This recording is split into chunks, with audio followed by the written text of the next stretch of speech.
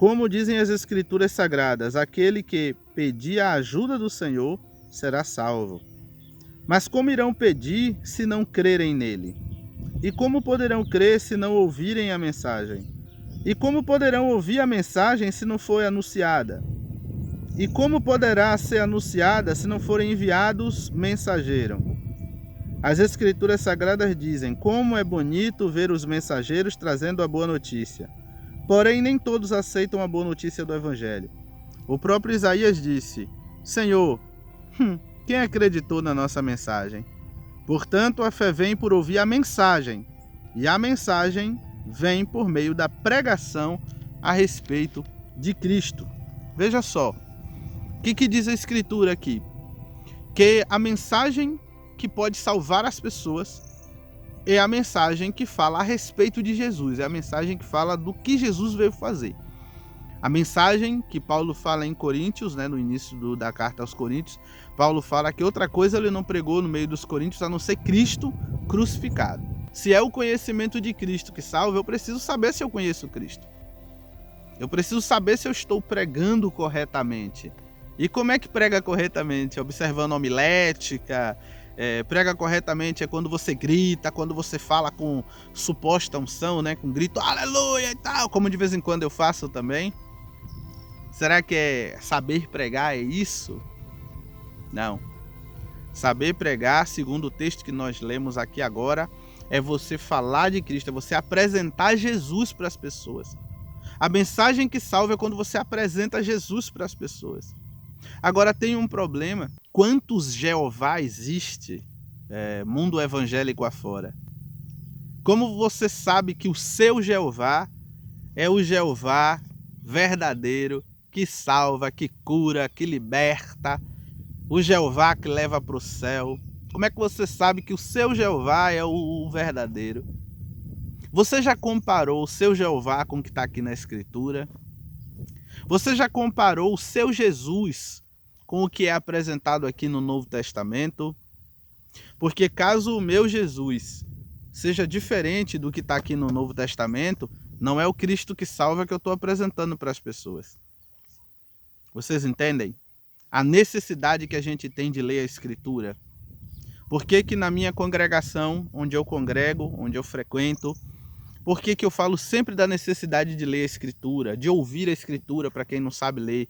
Por que eu estou fazendo o esforço de colocar a Bíblia em áudio aqui no canal? Para facilitar para você o conhecimento da Escritura. Que não é tempo de brincar, é tempo da gente voltar à Escritura.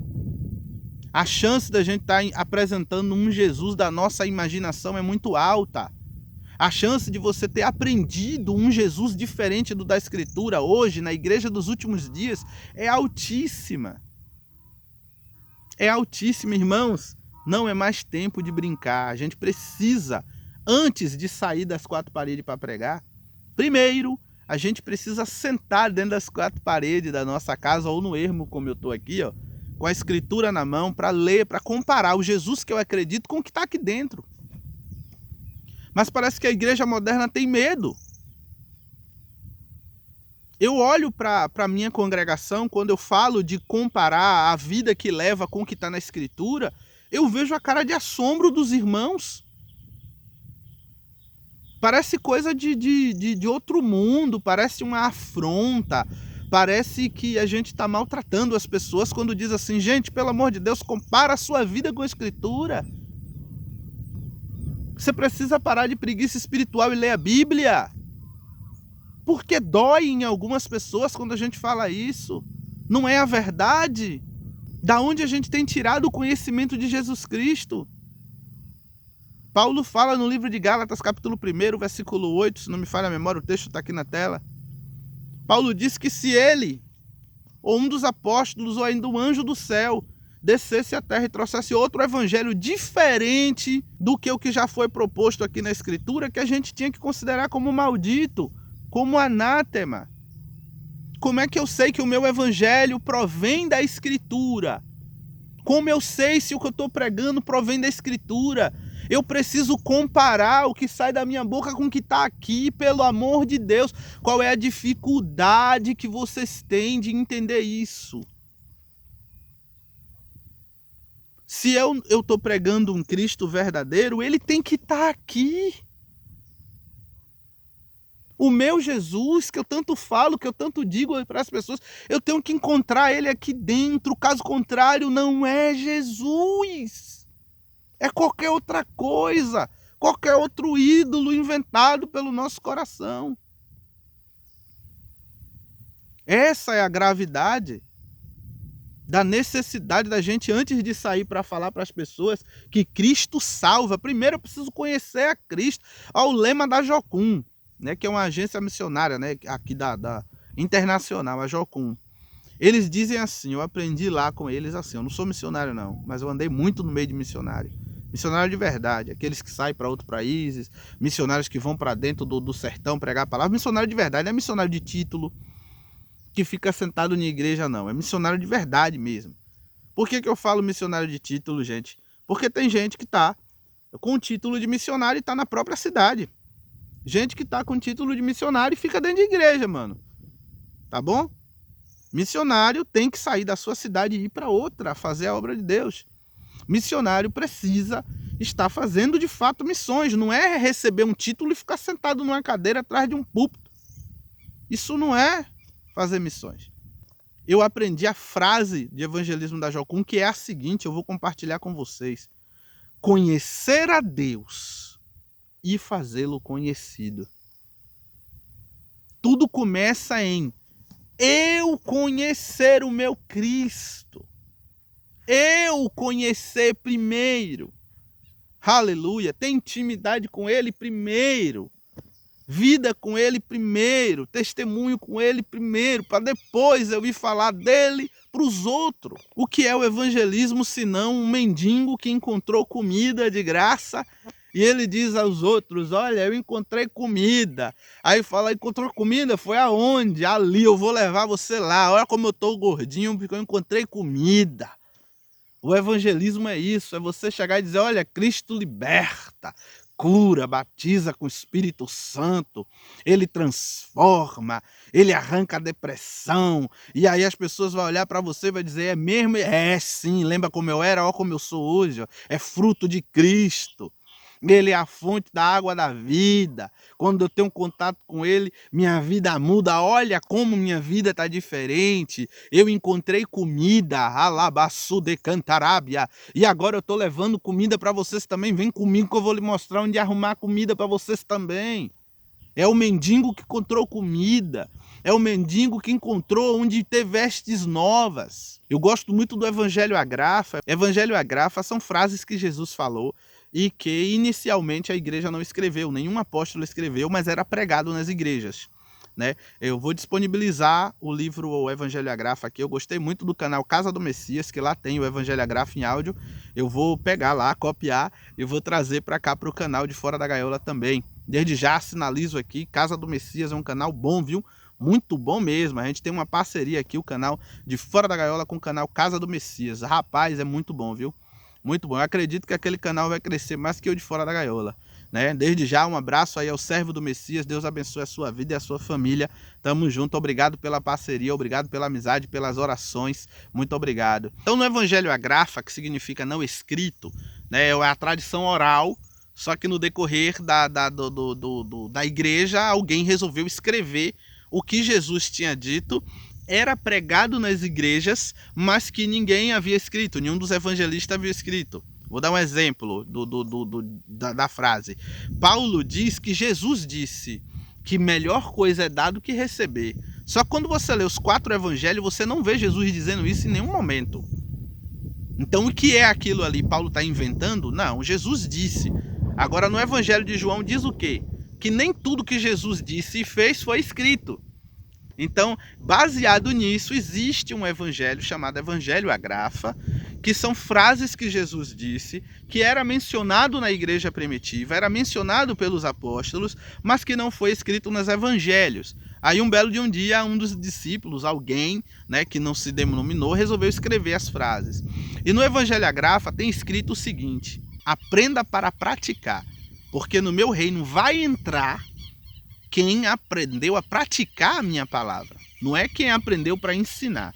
Aí Jesus diz assim: muitos que estão aprendendo a minha palavra com intenção de ensinar os outros e não a si mesmo, ficará de fora do reino. Estou colocando aqui com minhas palavras. Eu vou ver se eu pego a frase do Evangelho Gráfico e boto aqui para vocês lerem, tá bom? Pra vocês comparar aqui com o que eu estou falando, que eu estou falando de cabeça, eu não tenho ele aqui na minha mão. Então essa é a realidade. A igreja moderna tem focado em, talvez, na minha época, né, quando eu era mais novo, eu via muitos irmãos aprendendo a palavra para ensinar para os outros, aprendendo a pregar, aprendendo a Bíblia para ensinar. E era maravilhoso, eu achava ruim, porque eu via muita gente sabendo da Bíblia, mas não praticando. E eu achava aquilo horrível. Eu brigava muito na igreja, porque eu dizia, gente, a gente precisa parar de ensinar o que é oração e ir orar.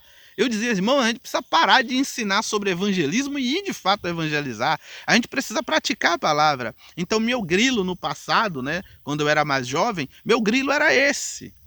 Hoje, eu olho para trás, eu sinto saudade da época em que as pessoas queriam aprender a Bíblia para ensinar, porque pelo menos não ensinava a loucura da própria cabeça. Não ensinava um Cristo inventado, que é o que tem acontecido hoje, infelizmente. É cada pregação que eu vejo, é cada Cristo inventado, é cada Cristo diferente do da Escritura. E as pessoas se irritam quando você fala, olha, o Cristo que você está apresentando não está aqui dentro, o mandamento que você está dizendo que ele deu, ele não deu. E as pessoas se ofendem. E eu fico me perguntando o que eu estou fazendo aqui, cara. Eu fico me perguntando a Deus direto, digo, Senhor, o que é que eu estou fazendo aqui ainda nessa terra? O que é que eu estou fazendo ainda, querendo ainda ministrar a palavra? Aí o Espírito Santo vem e fala comigo de você, a igreja dos últimos dias. A igreja dos últimos dias é o cenário de 1 Timóteo capítulo 4, versículo 1. E 2 Timóteo capítulo 3, versículo 1 em diante. Aquilo ali está falando da igreja.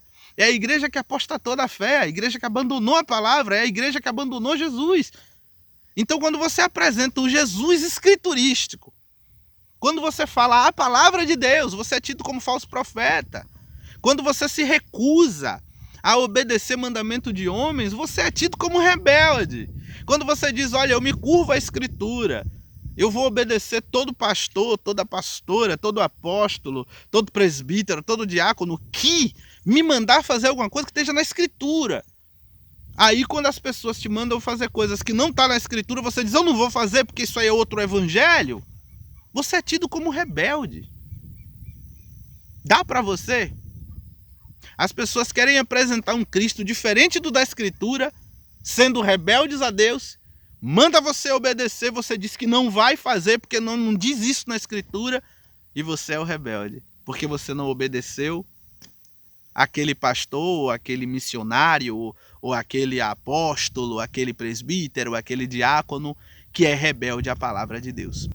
Mas o que nos diz a escritura? O texto está na tela. Os apóstolos diante dos sacerdotes, e naquela época o templo estava de pé. Se o templo de Jerusalém estava de pé, quem eram os pastores da época? Eram aqueles sacerdotes. Eles estavam diante de autoridades espirituais. Os apóstolos não tinham diploma de pastor, não, mas tinham unção. Os apóstolos não tinham reconhecimento, não tinha esmica, né? Não tinha esmica. Esmica era o documentinho que as pessoas tinham, que inclusive os fariseus perguntam para Jesus, né? Cadê a sua esmica? Cadê a sua autoridade? Com que autoridade você está ensinando no templo? Era uma carteirinha, irmão, era um tipo de documento. De que rabino Jesus aprendeu, quem foi que ungiu Jesus rabino para ele estar ensinando no templo. Não é assim hoje? As pessoas perguntam, cadê sua carta pastoral? Cadê o seu diploma de pastor? Né? Então, os apóstolos não tinham esmica, não tinham diploma de pastor, eram apenas pessoas comuns que Jesus encheu com o Espírito Santo e mandou pregar a palavra. Mas aqueles que tinham o título ordenaram que os apóstolos não pregassem. O que é que o texto está dizendo? Importa obedecer a Deus do que aos homens. Na escritura diz que eu tenho que obedecer toda a autoridade instituída por Deus. Eu só tenho uma única exceção para não obedecer. Quando ela me manda obedecer um mandamento de homem que Deus não mandou. Quando ela ordena eu fazer alguma coisa como se fosse Deus, sem Deus ter ordenado, eu tenho obrigação de desobedecer. Obrigação de desobedecer. Não é só eu posso desobedecer, não. É obrigação, eu tenho o dever de desobedecer. Então é por isso que eu pergunto mais uma vez, o Cristo que você tem apresentado para as pessoas é o Cristo da Escritura? Como é que eu vou descobrir o Cristo das Escrituras? Lendo as Escrituras. Por isso, em nome de Jesus, o sol está indo embora, eu já vou para casa, mas deixa essa mensagem para você hoje. Nós precisamos parar de frescura, parar de tanto dói-dói e precisamos ser cristãos de verdade.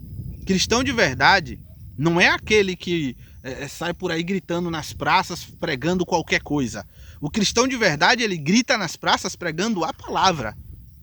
Se não for a palavra, tudo que ele está falando ali é besteira, não salva ninguém. Você quer evangelizar para salvar vidas, enviar pessoas ao céu? Ou você quer encher sua igreja? Você quer evangelizar? Você quer pregar o evangelho? Para quê? Qual o seu objetivo? É mandar pessoas para o céu? Só tem um jeito. Só tem um Cristo que salva. Se for um diferente do que está aqui, com mandamentos diferentes do que o que está aqui, não tem poder para salvar ninguém. Essa é a mensagem de hoje. Nós precisamos evangelizar. Mas evangelizar qualquer Cristo, não. Falar por aí o que passa pela nossa cabeça, não. Precisamos falar da palavra. E só tem um jeito, meu irmão e minha irmã. Para você falar a palavra, você vai ter que conhecê-la. E só tem um jeito de conhecer, meu irmão. Ler e ouvir. Que Deus nos abençoe. Em nome de Jesus, obrigado pelas orações. Muito obrigado mesmo. Deus tem ouvido suas orações. Deus tem arrancado de mim o coração rebelde. Deus tem ouvido suas orações. Deus tem tirado de mim o coração de pedra. Deus tem ouvido suas orações. Ele tem me feito obedecer a palavra dele. Ele tem me feito obedecê-lo. Continue orando por mim. Continue pedindo a Deus para me encher com o Espírito Santo. Continue pedindo a Deus para eu nunca falar da minha carne. Continue pedindo ao Senhor para que quando eu abra a minha boca seja o Espírito Santo falando, porque ele está lhe atendendo. Que o Senhor te abençoe e te guarde em nome de Jesus. Amém.